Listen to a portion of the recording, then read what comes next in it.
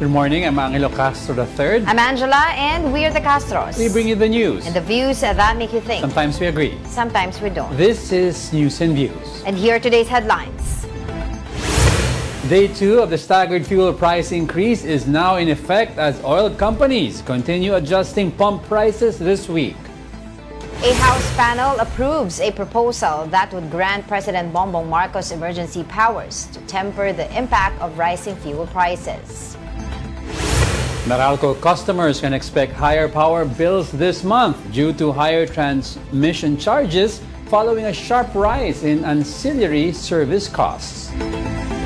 The Asin Center opens in Pangasinan to address challenges in the salt industry and reduce the country's reliance on imports. First on the news, Day 2 of the staggered fuel price hike is now taking effect as oil companies continue to adjust pump prices this week. The Energy Department says the total increase could reach 17 to 24 pesos per liter, the biggest jump in recent years. This is driven by supply concerns amid the ongoing conflict in the Middle East. To soften the impact on motorists, oil companies agreed to stagger the price adjustments over several days instead of implementing a one-time big-time increase. On the second day, market leader Petron will increase diesel prices by 3 pesos and 80 centavos per liter, 1 peso and 80 centavos for gasoline, and 6 pesos and 50 centavos for kerosene. The House Ways and Means Committee approved a substitute bill allowing President Bongbong Marcos to cut or suspend fuel excise taxes amid rising oil prices. Here is the report. The House Ways and Means Committee has approved a proposal that would give President Bongbong Marcos the power to temporarily suspend or reduce excise taxes on fuel. This comes amid sharp increases in global oil prices brought about by the ongoing conflict in the Middle East. The approved unnumbered substitute bill seeks to amend Section 148 of the National Internal Revenue Code of 1997. Under the proposal, the President may suspend or reduce excise taxes on petroleum products if there is a national or global economic crisis. This will be based on the recommendation of the Development Budget Coordination Committee or DBCC, composed of economic managers from various government agencies. Coordination with the Department of Energy Secretary will also be required. Under the proposal, the tax suspension may only be implemented for up to 6 months. Congress may extend or terminate it earlier through a joint resolution, but the period must not exceed 1 year. The authority granted by the bill will only be valid until December 31, 2028. But if the President suspends the excise tax, will motorists immediately benefit from lower fuel prices? The answer from oil companies, at least not immediately. We just need an idea. So, knowing the full cycle of your inventory or your supply system, gaano katagal para maubos yan, essentially, yung inventory nyo na bayad na? Anong calculation nyo dyan? 2 buwan, 1 buwan? It will be around 15 days. 15 to 20 days. Bago maging effective? Yes. Patay na ang kabayo. Diyos ko. Ha? So, again, these are things that we need to look at with the Department of Energy and the DOF on how we can make the immediate. Some lawmakers even suspected that oil companies may be taking advantage of the current crisis. Kaya lahat po ng binibenta nila ngayon, stock talaga yan before the war. At yung price na yan, talagang kikita sila dyan per liter ng almost 20 pesos because of this war. Kaya nga, kapag bumababa, hindi kayo nakakapagbaba ka agad. Ang sinasabi is, kailangan muna namin ubusin yung inventory namin. O bakit ganyan? Pag biglang taasan, immediate yung pagtaas. Why is there seemingly a double standard? We also based we benchmark the pricing din sa MAPS po. So any movement, increase or decrease, should be effected immediately. However nga po dun sa monitoring, part kasi sa deregulation, we do not prescribe yung minimum reserve inventory ng isang oil company. The Department of Energy is also seeking stronger regulatory powers during times of crisis. They are requesting that petroleum products and liquefied fuels be included in the list of basic necessities. Meanwhile, Marcos said the government is now looking for alternative countries that can supply oil in the Philippines. According to the president, the country's current oil supply remains sufficient and estimate does not include products passing through the Strait of Hormuz. But the real problem here that everybody is having to deal with is hindi natin alam kung gaano katagal ito. Hindi natin, kaya yung presyo kung saan pupunta, hindi natin how long, kung tataas man, tumaas lang nga, gaano katagal ba yung pagtaas na yun? Ito ba ay pangmatagalan, permanent na ba ito? Ano bang mangyayari? Kasi kung alam natin kung ano magiging presyo ng langis, alam na natin ang effect. So makapaghanda na tayo. Pero ang presyo ng langis ay hindi lamang dahil sa supply, volatility is also a big factor. Pag hindi tayo nakakasiguro kung gaano katagal pa ito, even the supply will be affected. Kasi yung mga supplier ng langis, syempre sasabihin nila, yung nasa amin, hawakan muna namin. Baka maipit kami pag pinagbili namin ito, tapos tumagal ito, kami naman ang mauubusan. So they can be very conservative or less so. Depending again on the planning horizon, kung tawagin. If it's going to last this long, 1 month, 2 months, or 1 week, whatever it is. But we don't know. That's the problem. We do not know how long it's going to last, when the actual war is going to end, what the end will look like. As fuel prices begin to climb amid the global conflict, some transport companies are now implementing cost-saving measures to conserve diesel. Mobile Journal Francis Rivera reports. Sa pagsisimula ng pagsipa ng presyo ng petrolyo, maging ang mga bus company ay umaaray na, kaya gumawa na sila ng hakbang para makatipid sa krudo. Victory Liner has announced a temporary suspension of its free departure privilege as part of fuel conservation measures amid the fuel crisis brought about by the war. The company said the measure could help them save nearly half a liter of diesel per trip as part of the response to the widespread increase in petroleum prices. According to the management of Victory Liner, whereas bus engines used to be started 15 minutes before departure, this has now been reduced to just 5 minutes before the bus leaves. Sa garage pa lang namin, zero idling yan. No? I-start yung makina, after 3 minutes, diretso na sa terminal. Paparado yung bus, pero pinapatay ng makina, pinubuksan namin dito, 5 minutes before departure. Kasi yan ay sa mga paraan namin para makatipid ng diesel. The policy is not only being implemented at terminals but also at bus stops, where buses will stay for only 5 minutes. The measure is also being implemented for sleeper and deluxe buses. In addition to the zero idling and fuel-saving measures, the company has strictly enforced speed limits, particularly on highways. The speed of each bus trip is closely monitored through GPS to ensure safety and compliance with regulations. Kapag makatipid, nilimitahan po namin ang speed limit.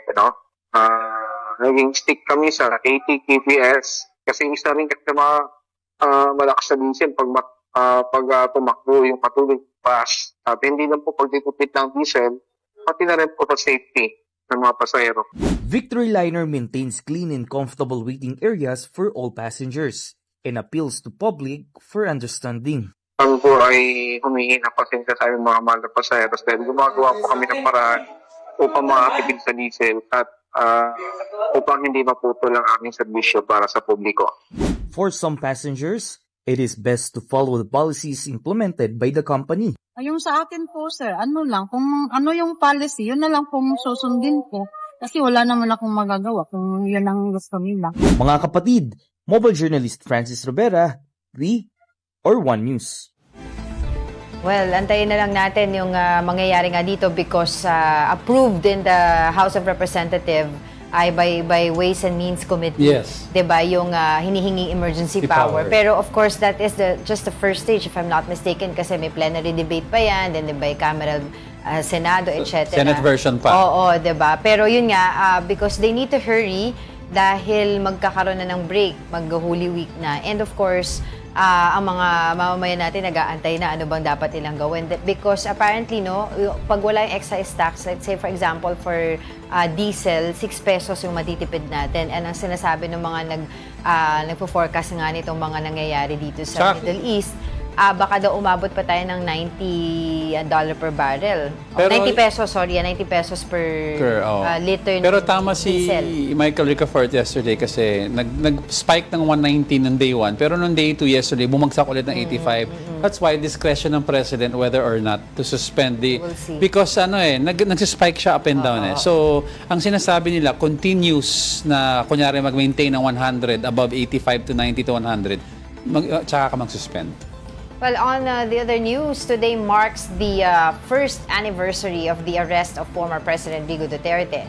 Duterte was arrested by Philippine authorities on March 11, 2025 and turned over to the International Criminal Court or ICC to face crimes against humanity allegations linked to his administration's war on drugs, which left thousands dead. The confirmation hearings have already been conducted and the court is now awaiting a ruling on whether the case will proceed to full trial. Joining us now is Edmund Tayao, President and CEO of the Political Economic Elemental Researchers and Strategists or PEERS, and a professorial lecturer at the San Beda Graduate School of Law. Good morning, Prof. Thank you for joining us. Good morning. Good morning to everyone. All right, Prof. 1 year anniversary ng Bilis, arrest ni former President Duterte. Ano nakikita mong very significant developments since then? Actually, hindi nga mabilis eh. Ang bagal eh. Nabagalan ka ba? Dapat, that's what many experts have been saying no, when it comes to ICC. It really takes time for any case to be heard. Yeah, that's right. And to be concluded. No? So, siguro mabilis na nga yung 1 year. Pero at the very least, tumakbo na at natapos na tayo dun sa confirmation hearings and we're just awaiting the decision of the court when it comes to whether or not the case should proceed to trial or not. Tama ka, Prof. Sabi nila, just to get to the confirmation of charges, 1 year, almost 1 year, no? And given his age, kinakabahan ng mga families ng mga victims, and given the age of former president, how long will the trial take? Diba? And kasi, how old is former president? 80? 81 on March 28, if I'm not mistaken. Actually, alam mo naman, maraming mga magagaling sa atin, ano? So, sabihin na natin maraming mga usi, no? Yes. Maraming nagkokomento at ang sinasabi nila, it would be to, well, especially that the daughter is running for president the earliest clear, it would be in their interest, no, kung hindi matutuloy yung trial. Kasi pag natuloy yung trial, makikita lahat ng mga ebidensya, no? Meaning, kung hindi matutuloy yung trial, siguro, masamamang sabihin, no, it would be in their interest na hindi na, kumbaga, doon na matuluyan, no? Although that's of course morbid to say, not good to say, no? But politically, that will be to their advantage. Yun yung mga nadinig natin from some observers kasi nakita na natin doon sa depensa ni Kaufman, ano, and even the many lawyers that the party sent there supposedly to help in the defense, hindi naman nila sinagot yung mga ebidensya, hindi naman nila sinagot yung mga accusations, no? They resorted to the same DDS strategy, no? Questioning whether or not ICC has jurisdiction. Second, was this was this arguing, no, that the process, no, the procedure by which the president was sent to the ICC was illegal, no, and they use the term kidnapping, no, and third, they're asking the ICC why not investigate the current President Marcos, no. So ganun yung ano nila, no, hindi nila sinagot yung mga accusations, no, that were raised, no, by the prosecution. So sa madalit sabi, it would appear really that going through I mean the proceedings of the ICC, it would I would suppose, no, that they really wouldn't want to go to that point where they will have to deal with the evidences that will be presented. In other words, it's not going to their it will not be to their advantage if the public will know the extent of the accusations against the former president. Siguro we could say it na March 11 ngayon, mabilis siya in terms of araw na nag-anniversary agad, pero mabagal siya in terms of like, actually yung kabagalan nga ng process ang sinasabi din ng prosecution or yung mga ICC accredited lawyer natin like sila Attorney Cristina Conti, ang delay ay because of the defense din, because they asked, 'di ba, they asked for the jurisdiction issues, fit to stand trial, etc. Kaya nagkaroon pa ng mga delay dito sa confirmation of charges. But Prof, I would like you to comment dito sa sinabi recently, no, kanina lamang to few minutes ago ni Representative Paulo Duterte about today. No? March 11 is not just a date, it is a reminder of loyalty repaid with betrayal, of service answered with persecution. Ang kanyang statement today na lumabas, itong si Congressman Paulo Duterte. Your thoughts on that? Medyo malaman yun kasi loyalty repaid with betrayal. Sino yung sinasabihan niya to? Actually, I would have to respectfully disagree, no, Angela. Walang laman yan kasi, you know, pare-pareho naman sila ng linya no? Ang konsepto nila ng loyalty sa tao, loyalty kay Pangulo, no? Nagagalit sila kapag may mga tao, kasama na ako doon, na appointee dati, no, kasama nila dati, supposedly, tapos bigla-biglang ngayon, kritiko na. Actually, hindi naman kasi yung tao ang batayan natin dito. Tingnan natin yung mga issue. Kung hindi totoo yung mga paratang at nasasagot yung mga issue, edi tuloy-tuloy lang tayo. Ang kaso, ang daming lumalabas kasing mga issue. Alam mo, siguro sabihin na lang natin ito, nung tinanong ninyo ako, no, what's the implication of the Vice President declaring early, no, her candidacy for President. Anong sagot ko? Ang sagot ko, finally, meron na talagang opportunity for her to answer many issues raised, no, against her and her group. Not only against her but her group, no. Number one na dyan yung pagiging pro-China nila. Ito, may komento na naman si magiting nating Senador Robin Padilla. Wag daw sabihing terorista si Ayatollah Khamenei, no? Ang una, hindi ko alam Sunni ba o Shia si Senator Padilla, no? Kasi kung naiintindihan niya yung distinction doon sa dalawa, maintindihan din niya kung bakit hindi magkasundo ang Saudi Arabia, ang yung iba't ibang bansa na binomba ng Iran, no? So sa madalit sabi, hindi niya babanggitin 'yan. At kaya nabanggit yung China is because China is helping Iran. No less than the US President Trump, no, mentioned that it is China that has been helping Iran. That's why Iran is still able to retaliate. We're not yet saying whether tama dito si Trump o mali si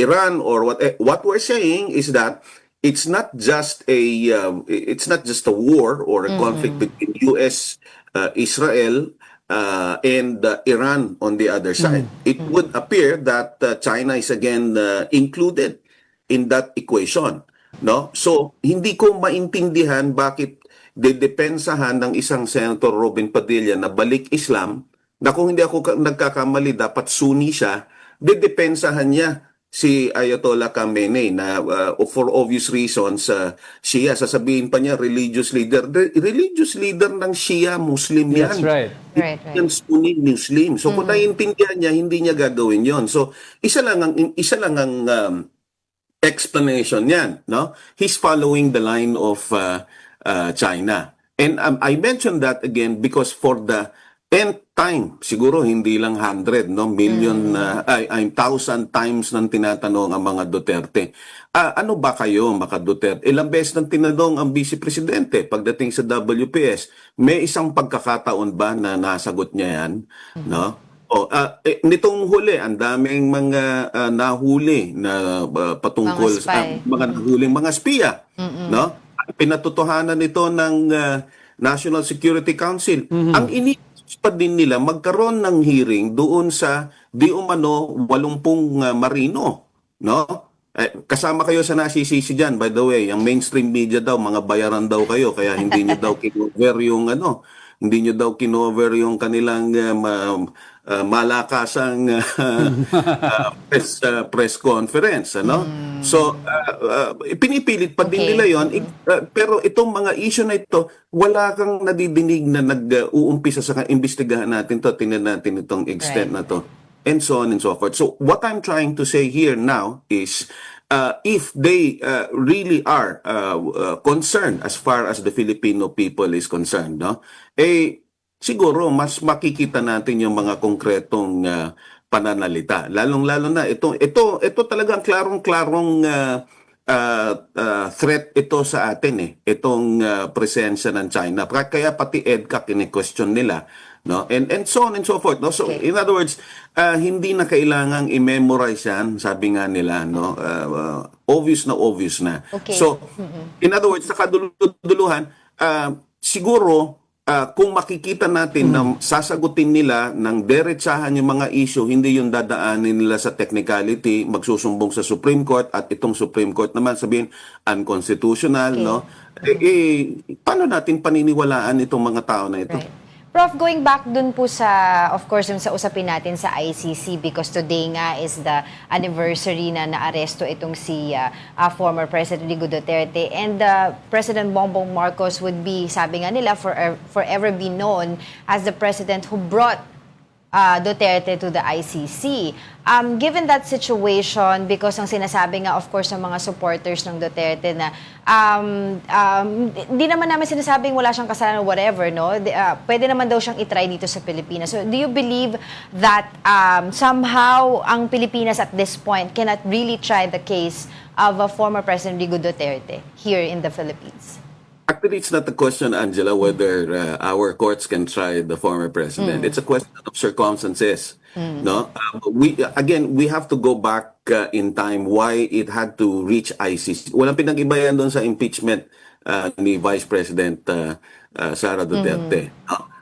Nung mayor pa lang ang dating Pangulong Rodrigo Duterte, marami ang gustong mag-file ng kaso pero takot. Hindi nakapag-file ng kaso sa Davao, at hindi kahit sa Maynila hindi nakapag-file ng kaso. Naging presidente pa. So paano ka makakapag-file ng kaso? Pangulo na nga yan. All the more matatakot ka, no? Kasi kung dati Davao lang yung tokhang na yan, naging nationwide na, no? Yun nga yung lumalabas sa ICC, no? Yung mga organisasyon na binuo sa Davao inilagay sa national level, no? So pag tinignan mo yung kontekstong yon, that will explain to you why the parties decided to bring the issue to ICC. Kasi hindi sila makapag-file dito. Tingnan ninyo yung date kung kailan final sa ICC yan. Pangulo pa si Pangulong Rodrigo Duterte. In fact, when the ICC started its investigations, that's the time that when they decided to withdraw from the Rome Statute and withdraw from the ICC. And again, explains to you why the ICC retains jurisdiction, because the case have already started. The investigations already started before we withdrew from the ICC. No? So, again, kaya nga binanggit ko yung sa China dito eh. Kasi doon natin makikita yung consistency ng style nila. Dadaanin ka sa technicality. Oh, yung sinasabi ni Vice President Sara na sasagutin niya lahat yan. May pagkakataon na ba na sinagot? Hindi, wala siyang sinasagot dyan eh. Yung sinasabi niya na hindi pwedeng sagutin yung confidential funds, hindi lang naman ang OVP ang may confidential funds. Mukhang bukod tangi na sila lang ang nagsasabi na hindi dapat i-audit ito. At ulitin natin, kung hindi na kailangang umabot pa sa impeachment, the same thing with the ICC. Kung sinagot na nung una pa lang, no, kung pumayag na at hindi na nila tinakot yung mga tao na mag-file ng kaso in the local courts, it would not have led to a point where people have to resort to ICC. That's right. Same thing dito sa impeachment. If the Vice President already answered, requested for executive session at the House of Representatives to answer the allegations to point by point, explain the use of the confidential funds, walang ebidensya at wala nang issue na gagamitin pa sa impeachment. Kaso technicality sila lahat. Kaya nga lagi kong sinasabi, ni isang issue yata na ibinato sa kanila, hindi nila masagot. Kasama na din yung sa flood control dyan. Ang lakas ng loob nilang magsabi na ang mga corrupt yung mga nakaupo. Pero hindi nila masagot kung bakit ang lumalabas sa mga investigasyon, nagsimula ito nung panahon pa ng dating Pangulong Duterte. Puro sila, Prof. Kung ang style daw nila is deflection. Pero moving forward, if this goes, yung case ni former President goes to trial, and maglabasan lahat ng, you mentioned it kanina, maglabasan yung testimony, videos, pictures, emotions will run high, accessible sa public. There are hard evidence daw, Angelo. I know, na hindi pa daw linalabas, Prof, na in general, walang detail. If lumabas ito, Prof, ano ang magiging effect nito sa mga undecided voters ng Duterte bloc leading up to the elections? Well, the undecided voters remain undecided, I suppose, because they're waiting for anyone or someone who will finally throw his hat in the presidential ring and declare intent to run for office. But that, again, take note, no? Now that we're talking about it now, lahat ng mga nananalong presidente, yung mga huling nagde-declare ng kandidatura, no? So sa madalit sabi, mahaba pa ang panahon para makapag-isip ang mga tao, lalong-lalo na ngayon na deklarado ng talaga, no? Hindi na niya pwedeng sabihin na hindi siya interesadong maging presidente, no? At ang tawag dito talagang nakatutok na ngayon ang atensyon ng mga tao, no? So sa madalit sabi, kapag ka nakita na hindi pala maganda itong track record, no? Ng Duterte administration, then definitely there's no reason for their current numbers to increase. Kasi ina-argue nila sigurado mananalo but again, if you look at the surveys, no, lahatin na natin yung surveys. All the surveys in 2023 was the last point that I remember that the Vice President reached as much as 77 to 80% public approval ratings.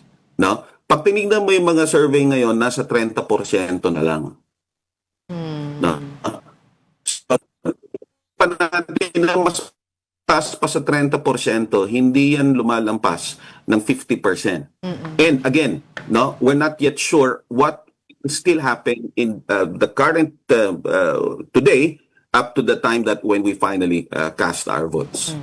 Alright, sige. As usual, maraming salamat po muli sa inyong oras and of course, insights. Sa susunod po ulit, Professor Edmund Tayo. Good morning. Salamat po. We'll be back with more stories after the break. Keep it here on One News.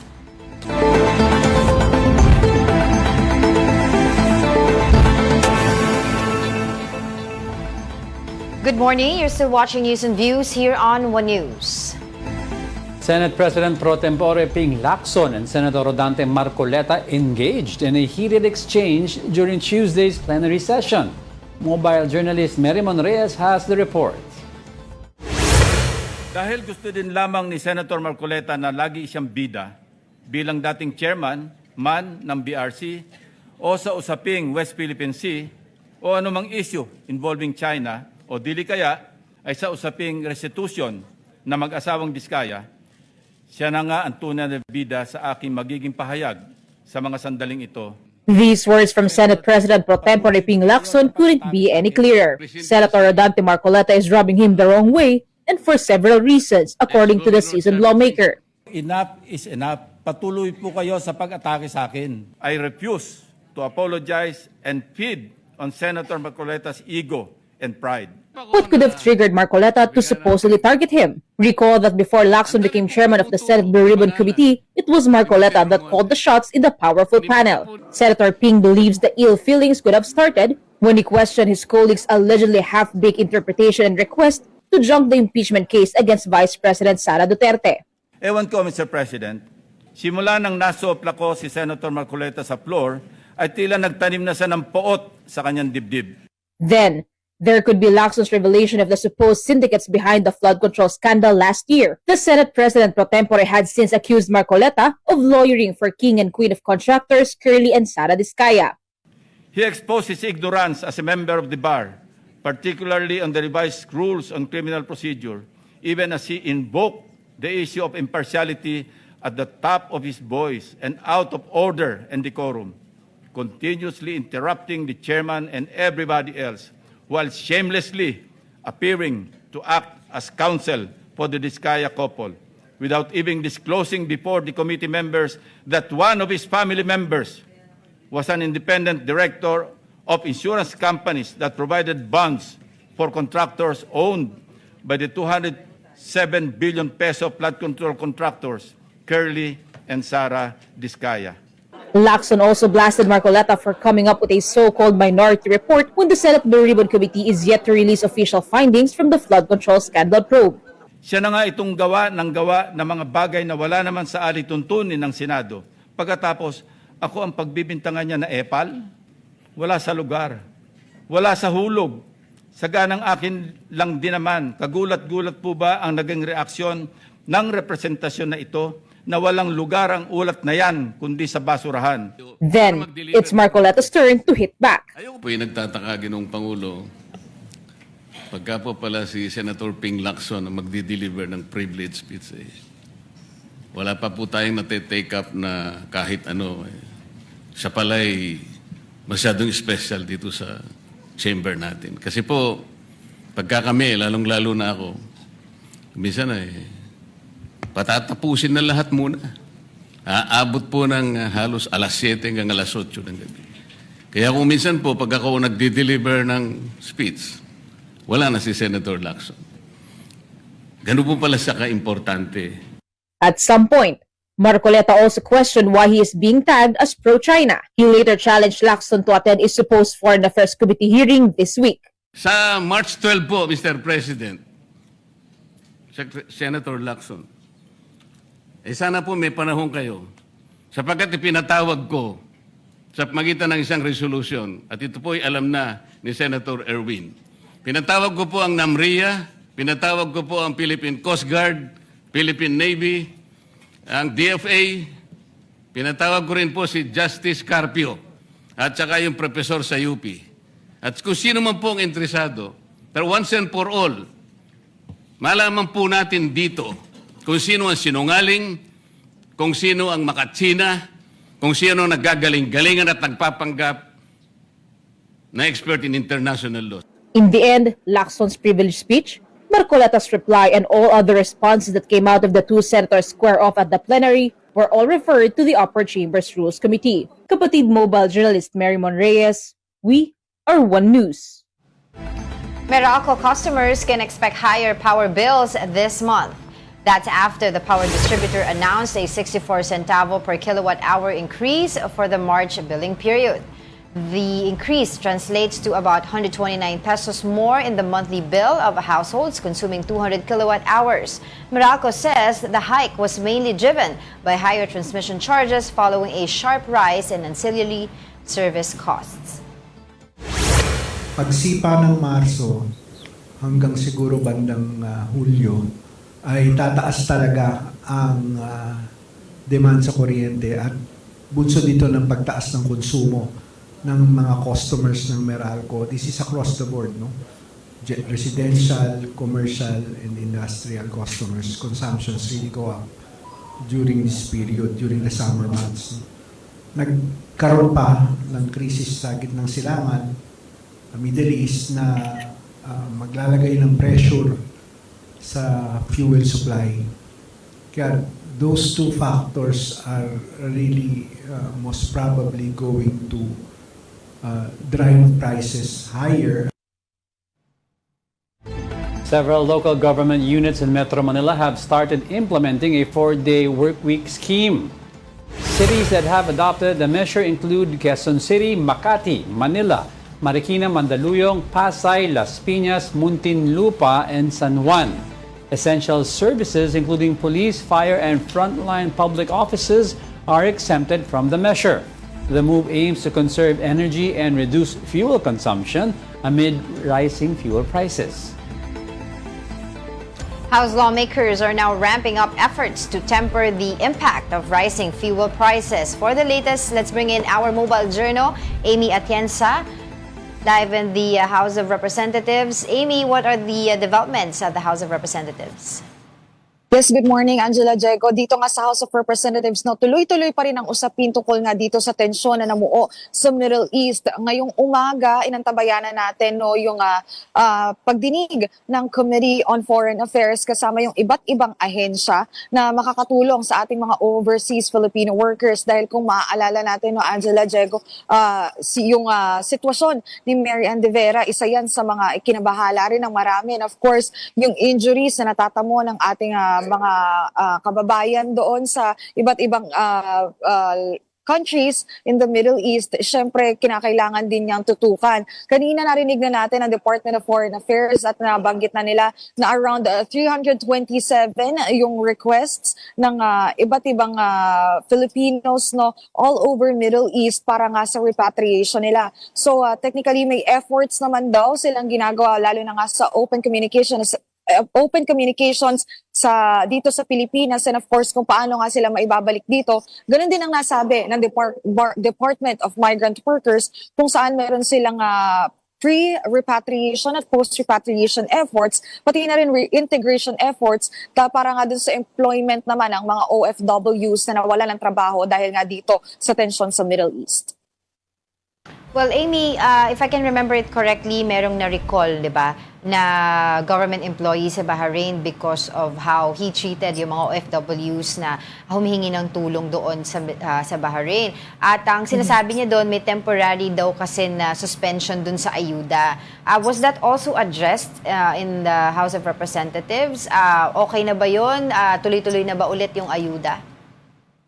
So far kanina, no, Angela, no, nagbigay ng presentation itong si DMW Secretary Kakdak, wala pa siyang nababanggit tungkol dyan dahil nga yung 4 areas of reintegration lang at efforts ang kanyang naipakita. Pero kung maalala nga natin, no, nung around March 6, naglabas daw kasi ng advisory na kinukulang na sa pondo itong embassy sa Bahrain. Kaya yung mga OFWs na pumunta doon, hindi nakakuha no, ng financial assistance. So far, titingnan natin kung ano pa nga ba masasabi, hindi lang ng ibang government agencies tungkol dyan, maging ng mga mambabatas natin, no, para patuloy na mabigyan ng assistance itong mga Filipinos natin. Hindi lang yung mga OFWs, maging yung mga turista, visitors na pumunta doon sa Middle East para nga makabalik din dito sa Pilipinas. At syempre, magkaroon sila ng proper necessities na kinakailangan habang nandoon sila sa area. Well, Amy, on the other issue, yung tungkol doon sa pag-okay no, ng House of Representatives through its Ways and Means Committee yesterday doon sa authorizing President to suspend or reduce fuel excise taxes. Can you walk us through the steps no, after this? Kasi if I'm not mistaken, this is just the first step. There will be plenary debate pa, etc. Go ahead, Amy. Well, technically, Angela, dito naman nga no, sa excise tax, pasado na sa House Committee on Ways and Means. So, inaasahan na actually dapat kahapon, pero medyo naging mahaba din yung discussions on other privilege speeches. Meron din, inaasahan natin na today ay may papasa na nga sa second reading itong excise tax, possible reduction or suspension ng excise tax on fuels na magbibigay ng emergency powers kay Pangulong Bongbong Marcos. Well, so far, anong nagkaroon tayo ng panayam kasama si Chairperson Miro Kimbo dito nga sa House of Representatives, nasabi niya wala pa daw kasing certificate of urgency, so technically hindi pa nila pwedeng ma-bypass yung 3 days na dapat ibibigay for plenary sessions and for readings of this of the bill, of the unnumbered substitute bill for the suspension of excise tax. Pero ang nakalapaloob naman dito, recommended talaga na yung cabinet members from the Department of Finance, Department of Energy, maging yung participation ng Bangko Sentral ng Pilipinas ay essential para nga ma-call ng Pangulo yung possible reduction at suspension ng excise tax on fuels. Kahapon narinig na rin natin no, na hindi raw agad-agad na mararamdaman ng mga Pilipino yung suspension nito ay yung pagbaba ng presyo ng mga produktong petrolyo sa atin. Sakali mang isuspend agad within this week or within next week yung excise tax sa fuels. So yan pa yung aabangan natin. So technically, pag-uusapan pa rin sa plenaryo, maaring magkaroon pa ng amendments, depende na rin sa mga manifestations and of course discussions na ibibigay ng mga mambabatas. Pero as long as merong certificate of urgency, pwede na nga ma-bypass no yung 3 days na allotment talaga for substitute bills. So magtutuloy-tuloy yan, and tingnan natin no Angela, baka tomorrow magkaroon ng special plenary session, pero so far wala pa naman tayo naririnig dyan. Abangan lang natin din kung ano yung mangyayari. Pero yun nga, hopefully within this week or by Monday next week, bago daw mag-recess, ay naipasa na nga ito sa Kongreso. Well, sabi nga daw ng mga ilang oil firms, it would take 5 to 20 days, no, if ever maramdaman no yung epekto ng possible suspension nitong excise tax. But for the meantime, maraming salamat sa iyong oras, Mobile Journal, Amy Atienza. The House Transportation Committee is holding a hearing to discuss DOTR's fuel subsidy program amid the ongoing Middle East conflict. Let's watch this. Yun po yung kinuha namin. So galing po sa participating government agencies. So when you say sa tricycles, DILG, ano magiging role ng DILG? Yung DILG po, sila po yung nag-submit. Opo, sila po yung nag-submit ng listahan. So sila po yung nag-identify at will validate together with LTFRB. So ano yan? Sino mag-roll out ng ng subsidy? Yung subsidy po manggagaling po sa centralized po sa LTFRB. Pagkatapos po diretso po sa mga No. drivers. I understand that. Ang tanong ko, through GCash ba? Through Land Bank or what? Opo, marami pong anything available po. Tulad po ng binanggit natin kanina, pwede pong sa iba fuel cards po, sa mga jeeps. Sa mga tricycles po, kadalasan GCash or over-the-counter. Well, anyway, ang concern ng committee to, kung talagang actual yung number. Kanina sinabi na ni Attorney Greg, meron dyan driver, nagda-drive sa today, yung jeepney number 1. Opo. The next day, jeepney number 2. Baka mamaya, dalawa makuha niya. So, ang gusto ko lang dito is to assure, because for the next few days, pag nag-start tayo ng rollout, kami ang mapapasukan ng reklamo. Now, yung DICT, ganito ako kabilib sa inyo. Biruin nyo yung number nyo, eksaktong 150,000. Totoo ba talagang 150,000 to? Sir, sarado ha. Ngayon lang ako nakakita. Ganyan kay kagaling ha. Sige. Hindi naman po sir. Pasensya na po. Attorney Carlo Morcia po for the DICT, Supervising Director po ng PRD. Yung certification po natin na pinadala kahapon, kasi po kahapon may meeting na po with the DICT, DILG, and DOTR. Yung certification po namin, 195,000 po yung riders based on the list provided po ng mga authorized operator po or PEMEDES firms na binigay. So yung amin po, yung listahan na sinertify namin ng 195,000, yun po yung mga riders ng mga PEMEDES firms na authorized po, na may authority to operate po, na binigyan po natin doon 2025 po na authority. So yung may authority po na PEMEDES firms ay ngayon po, nasa website po yan, if I'm not mistaken, nasa 196 po na firms. At yung pong firms na yon, nagpadala po ng listahan ng mga authorized riders po nila. So yung listahan po na pinadadala po natin sa DOTR ay galing din po dun sa mga firms na yon. At kino-cross-check po namin na talaga pong partner riders po sila or rider employees po ng mga PEMEDES firms, Mr. Chair. So, in essence, hindi kayo nagko-coordinate sa DOTR. Dahil ang presentation ng DOTR is 150. Yun po yung target, sir. Nag-exceed po kami nung pinadalan po ng So lista. yung nakalagay dito is the target. Ito lang ang maximum na kaya bayaran. Correct po, Mr. Chair. Okay, Pero hindi kasi present ng tama. Basta binigay yung number, 150,000. So parang sinasabi natin dito, ang allocation lang dito is 150. 150,000. Yun lang ang sinasabi ng DICT. Yung initial pong computations natin, Mr. Chairman, yun po yung target beneficiaries na in-identify natin based on No.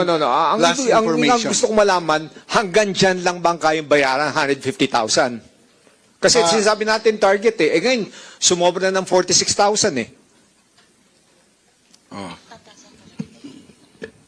Ang mangyayari lang po dito, magkakaroon ng adjustment sa allocation in terms of pesos.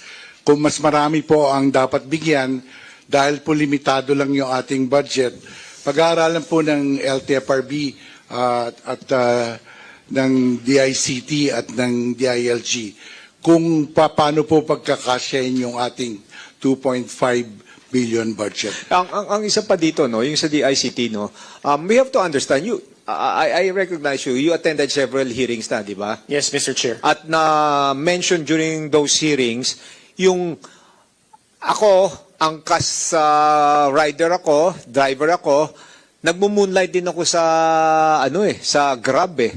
So, you're sure about that number? Kasi yung mga yan, hindi lang isa pinagmamaneho na yan, nag-aangkas yan, nagmo-move it yan, nag-grab yan, nagjo-joyride yan. Is that the actual number? Sir, yes sir, ano po yan, kapag nabigyan na po yan, kasi po, I'm not sure with the process of disbursement ng LTFRB, pero hindi po nagdodoble yung pag-disburse sa kanila, nire-reject po ng LTFRB.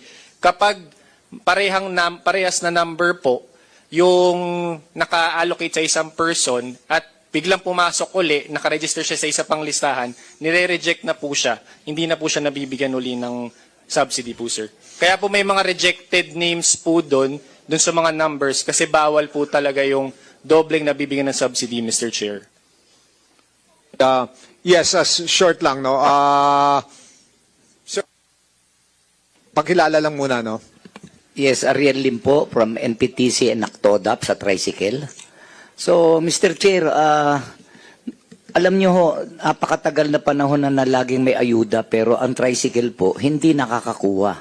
At sa bilang na 2.5 billion, million po ang tricycle.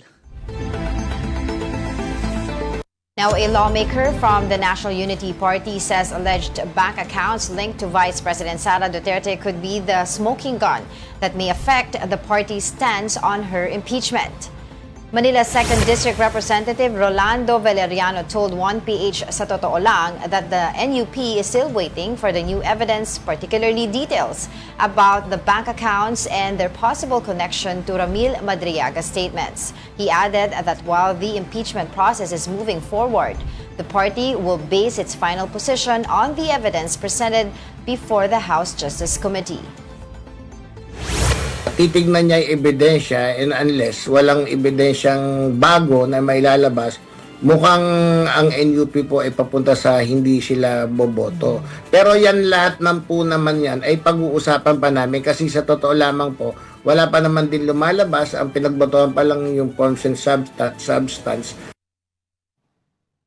Action continues in the PVL All-Filipino Conference as the PLDT high-speed hitters move closer to a qualifying round berth after sweeping the Galleries Tower high-risers. Tazzy Davison led PLDT with 21 points and 7 receptions, while Alea Malaluan added 9 points, 14 receptions, and 7 digs. With the victory, PLDT improved to a 6-1 record to stay atop the team standings. Meanwhile, the Farm Fresh Foxies defeated the Choco Mucho Flying Titans in 5 sets to keep their Final Four hopes alive. Trisha Tubu led the Foxies with 22 points as both Farm Fresh and Choco Mucho now hold identical 3-4 records. Now, up to 93% of the country's salt supply is imported. To help boost local production, a new salt research and innovation center has been launched in Pangasinan. The details in this report by Mobile Journal, Jas Paredes. 100% national salt sufficiency rate. This is the ultimate goal of the Accelerating Salt Research and Innovation or ASIN Center, established and officially inaugurated on February 17, 2026 at the Pangasinan State University Binmali campus. It is one of 4 projects under the niche centers in the regions for research and development program of the Department of Science and Technology. Actually, the ASIN Center was officially started on November 23. Actually, this program is in collaboration with the Mariano Marcos State University or the MMSU, Don Mariano Marcos State University, and the President Ramon Magsaysay State University. And of course, this center has 4 major projects. The ASIN Center aims to address several challenges faced by the Philippine salt industry, including heavy dependence on salt importation. As you can observe, last 2022-2023, we have 93% salt importation according to the Philippine Association of Salt Industry Networks, or the PILASIN. And of course, the climate change and weather-dependent salt production. Of course, our production is heavily independent on the weather condition. So unpredicted rainfall, typhoons, and shorter days for salt production can affect, of course, the salt production.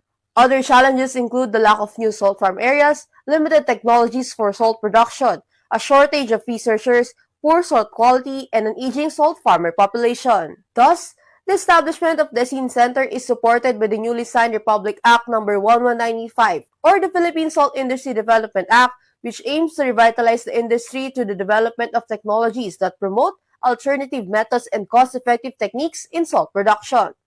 The ASIN Center offers 3 specialized laboratories: the Membrane Science and Separation Technology Facility, the Salt Marine Chemicals Laboratory, and the Process Engineering and Salt Technology Facility. Yung ating Process Engineering Salt Technology Lab natin. So nakapokus naman po ito sa development and testing of salt production technologies like design and development of modern salt production system. Aside from salt producers, the program also collaborates with government agencies including BIFAR, DTI, and local government units to profile and reach local salt producers. Plano namin ay to deploy 3 units from Luzon, 1 from Visayas, and 1 from Mindanao. No? Of course, strengthening the international research collaboration natin and technology partnership natin. Ability of establishing the satellite facilities in other salt-producing regions po. The ASIN Caravan is also currently underway with its first implementation in Pangasinan. It includes seminars on good manufacturing practices, including sanitation, as well as information sessions on RA 11985, or the Philippine Salt Industry Development Act. Kapatid Jas Paredes, we are One News. Despite a life-changing accident at a young age, a PWD artist continues to pursue his passion for drawing and now showcases his work online. Mobile journalist Daniel Daya with the report. Despite suffering a tragic incident at a young age, a PWD artist is now showcasing his artworks online. These are some of Dodd's artworks. He draws self-portraits, animal portraits, and couple portraits using charcoal and pastel. He has been making art for more than 25 years and has even drawn several well-known personalities. But what is the story behind Dodd's canvas? Aksidente ako sa paputok, 10 years old. Pala yung kamay ko mamano talaga hindi sa tuwid. Kalabas ko sa ospital, nasa bahay lang ako. Tapos nakita ko yung yung sticker ng mga Dragon Balls. Ayun, parang nagkahilig ako na mag-drawing.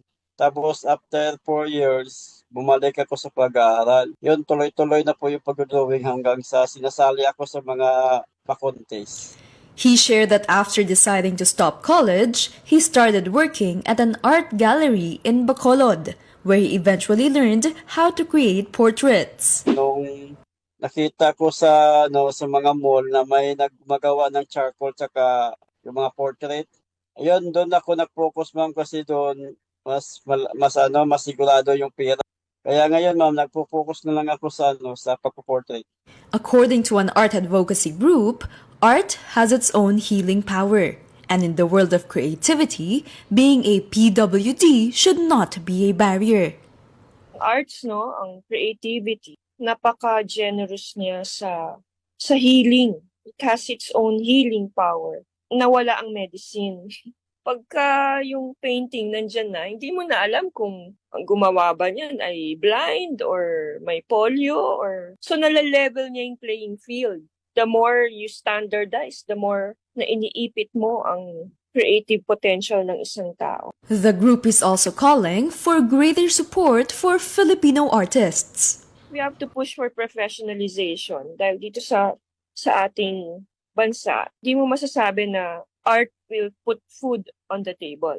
So, continuous lang ang aming awareness campaign para mabuhay ng maayos ang mga artist. Kasama na doon yung mga PWD. Today, Dodds accepts portrait commissions online with a starting price of 1,000 pesos. But more than the income, what matters most is continuing his passion.